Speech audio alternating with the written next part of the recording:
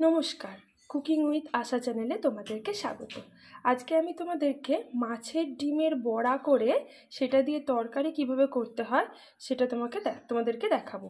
তো অনেকেই জানে না যে মাছের ডিমের বড়াটা কিভাবে করবে। তো মাছের ডিমটাকে ফার্স্টে গরম জলে ভিজিয়ে, তারপর আমি গরম জলের মধ্যে নুন দিয়ে তারপরে ওটাকে ভিজিয়ে ওটা ছেঁকে তুলে নিয়েছি। এতে কি হয়, মাছের ডিমের যে আঁশটানি একটা গন্ধ, সেই আঁশটে গন্ধটা থাকে না। তো তারপরে ওটাকে নুন হলুদ মাখিয়ে নিয়েছিলাম। এখন এর মধ্যে একটু রসুন কুচি দিয়ে নিয়েছি আর এই বেসনটা দেব, আর বেসনের আন্দাজে নুন হলুদ দিয়ে এই বড়াটাকে মাখবো, মাছের ডিমটাকে বড়া তৈরি করার জন্য মাখবো। এই দেখো, এখানে মাছের ডিমটাকে আমি নুন হলুদ রসুন কুচি আর বেসন দিয়ে বড়া তৈরি করার জন্য মেখে নিয়েছি। এখানে দেখো, তরকারিটা আমি আলু দিয়ে করব, ওই জন্য আলুটাকে ঢাকা চাপা দিয়ে নুন হলুদ দিয়ে সেদ্ধ আবার ভাজা করে নিয়েছি। এবার আলুটাকে তুলে নেব। আলুটা তুলে নিয়ে কড়াইয়ের মধ্যে আর একটু সাদা রিফাইন তেল দিয়ে দিয়েছি। এবার এর মধ্যে বড়াগুলো দেব। বড়াগুলো একে একে দিয়ে দেব। প্রত্যেকটা বড়াকেই উল্টে পাল্টে ভেজে নেব।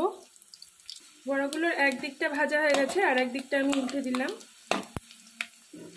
এবার তুলে নেব। বাকি বড়াগুলোও তেলে দিয়ে দিয়েছি। এবার ভাজা হয়ে গেলে এগুলো তুলে নেব। ডিমগুলো আমি কড়াই থেকে তুলে নিয়ে কড়াইয়ে আরেকটু তেল দিয়ে দিয়েছি। তেলটা এখন গরম হয়ে গেছে। এই তেলে আমি তেজপাতা আর জিরে দিয়ে দেব। এটা ভাজা ভাজা হয়ে গেলে আমি পেঁয়াজটা দেব।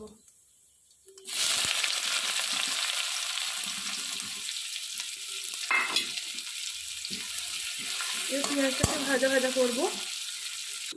পেঁয়াজটা এখন ভাজা ভাজা হয়ে গেছে। এখন আমি এর মধ্যে জিরে আদা কাঁচা লঙ্কা দিয়ে একটা পেস্ট করে রেখেছিলাম, তার মধ্যে নুন হলুদ তরকারির আন্দাজে দিয়ে দিয়েছিলাম, সেটা এখন দিয়ে দেবো। দিয়ে আমি ততক্ষণ অবধি কষাবো যতক্ষণ না মশলার কাঁচা গন্ধটা, আদার যে কাঁচা গন্ধটা যায়, ততক্ষণ অবধি কষাবো। মশলাটা এখন কষানো হয়ে গেছে। এখন আমি এতে টমেটো সস অল্প একটু জল দিয়ে গুলে রেখেছিলাম, এটা দিয়ে দেবো। আমি অল্প একটু নেড়ে চেড়ে দেবো।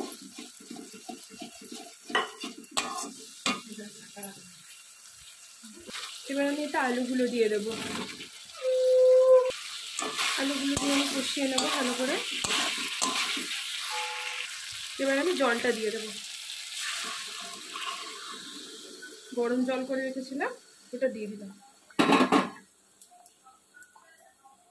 ঝোলটা ফুটে গেছে। এখন আমি এতে বড়াগুলো দিয়ে দেবো। বড়াগুলো দিয়ে নেড়ে চেড়ে দিয়ে আমি একটুখানি 2 মিনিটের জন্য ঢাকা চাপা দিয়ে দেবো। 2 মিনিট হয়ে গেছে। এখন আমি ঢাকাটা খুলবো।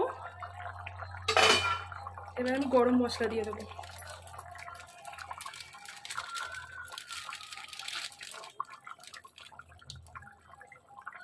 গরম মশলা দিয়ে নেড়ে চেড়ে দিয়ে আমি গ্যাসের ফ্লেমটা বন্ধ করে দেবো। হয়ে গেল আমার মাছের ডিমের বড়ার তরকারি। তোমরা কিন্তু ঠিক এই প্রসেসে করো, তাহলে কিন্তু খেতে খুব দারুণ লাগবে। আর তোমরা করে আমাকে জানিও যে কেমন হয় এটা খেতে। আর আমার চ্যানেলটাকে সাবস্ক্রাইব করো, লাইক কমেন্ট শেয়ার করতে ভুলো না, আর বেল আইকনটাও কিন্তু প্রেস করতে ভুলো না আমার নিত্য নতুন রেসিপির আপডেট পাওয়ার জন্য। ধন্যবাদ।